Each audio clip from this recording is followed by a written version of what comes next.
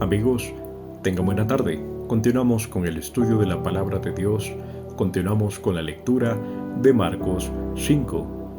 Vinieron al otro lado del mar, a la región de los Gadarenos, y cuando salió él de la barca, enseguida vino a su encuentro de los sepulcros un hombre con un espíritu inmundo, que tenía su morada en los sepulcros y nadie podía atarle ni aun con cadenas, porque muchas veces había sido atado con grillos y cadenas, mas las cadenas habían sido hechas pedazos por él, y desmenuzados los grillos, y nadie lo podía dominar.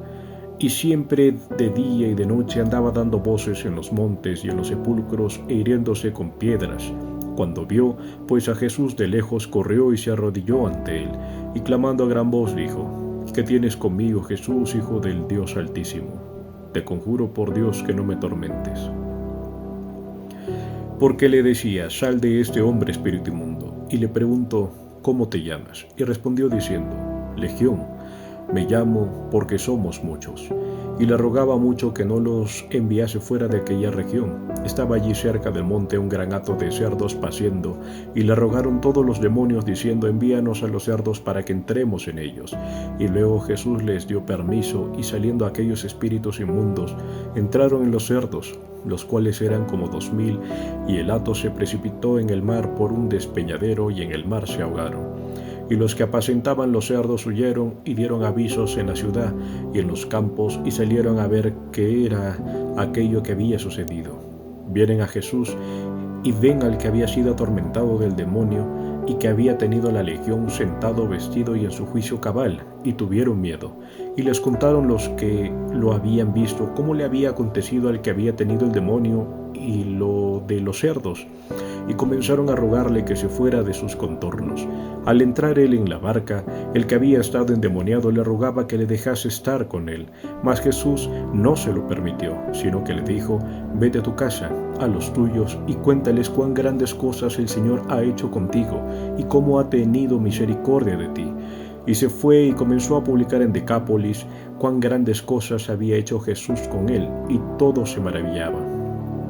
Pasando otra vez Jesús en una barca a la otra orilla, se reunió alrededor de él una gran multitud, y él estaba junto al mar. Y vino uno de los principales de la sinagoga, llamado Jairo, y luego que le vio, se postró a sus pies y le rogaba mucho, diciendo: Mi hija está agonizando, ven y pon las manos sobre ella para que sea salva, y vivirá. Fue pues con él, y le seguía una gran multitud y le apedreaban. Pero una mujer que desde hacía 12 años padecía de flujo de sangre y había sufrido mucho de muchos médicos y gastado todo lo que tenía y nada había aprovechado, antes le iba peor. Cuando oyó hablar de Jesús, vino por detrás entre la multitud y se tocó su manto, porque decía: Si tocare tan solamente su manto, seré salva. Y enseguida la fuente de su sangre se secó, y sintió en el cuerpo que estaba sana de aquel azote. Luego Jesús, conociendo en sí mismo el poder que había salido de él, volviéndose a la multitud, dijo: ¿Quién ha tocado mis vestidos? Sus discípulos le dijeron: ¿Ves que la multitud te aprieta y dices: ¿Quién me ha tocado? Pero él miraba alrededor para ver quién había hecho esto.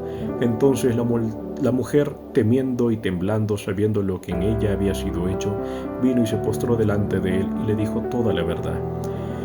Y él dijo: Hija, tu fe te ha hecho salva. Ve en paz y queda sana de tu azote. Mientras él aún hablaba, vinieron de casa del principal de la sinagoga, diciendo: Tu hija ha muerto, ¿para qué molestas más al maestro? Pero Jesús, luego que oyó lo que se decía, dijo al principal de la sinagoga: No temas, cree solamente. Y no permitió que le siguiese nadie sino Pedro, Jacobo y Juan, hermano de Jacobo. Y vino a casa del principal de la sinagoga, y vio el alboroto y a los que lloraban y lamentaban mucho.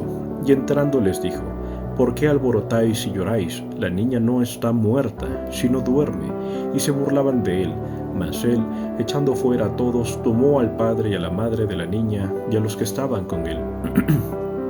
Y entró donde estaba la niña, y tomando la mano de la niña, le dijo: Talitha cumi, que traducido es: Niña, a ti te digo, levántate. Y luego la niña se levantó y andaba, pues tenía 12 años, y se espantaron grandemente.